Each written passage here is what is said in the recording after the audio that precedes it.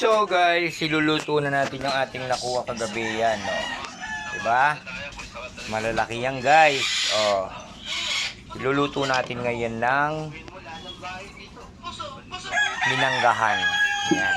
Minanggaan yan guys, minanggaan. Ayan. Yung karpa. Karpa.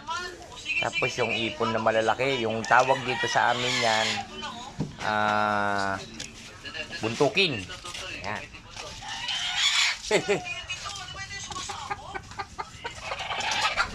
Ayan. Oh, di ba? Minanggaan, may kamatis, luya, sibuyas. Ayan. Kumukulo na siya ngayon. Isasawog na natin yung ating isda na nakuha kagabi. Ayan. Oh. Isa, dalawa, tatlo, yung malaking hipon. Apat, lima, anim, pito, walo. Ayan. Ngayon guys, pakukuluan natin yan.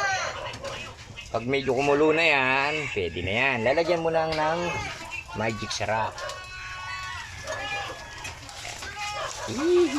Sarap.